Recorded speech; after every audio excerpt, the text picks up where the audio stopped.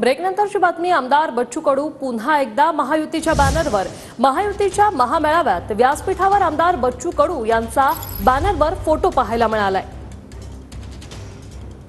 बॅनरचा photo पाहतोय। बच्चू कडू यांचा पुन्हा एकदा फोटो महायुतीच्या बॅनरवर पाहायला मिळालाय। मुंबईत आज महायुतीचा महामेळावा होतोय आणि या महामेळाव्यात बच्चू कडू यांचाही फोटो झळकलाय।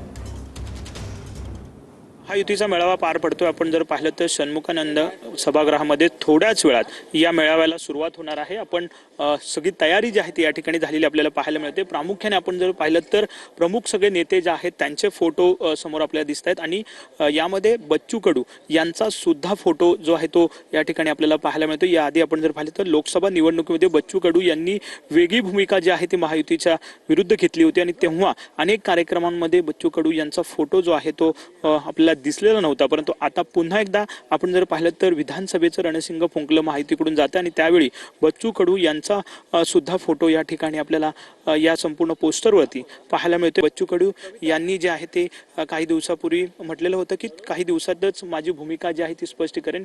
परंतु महायुतीच्या या मेळाव्यामध्ये आपण पाहू शकतो की बच्चू कडू यांचा सुद्धा फोटो जो आहे तो लावण्यात आलेला आपल्याला पाहायला मिळतोय। कॅमेरामन मनीष सोबत विनायक डावरुंग, TV9 मराठी, मुंबई।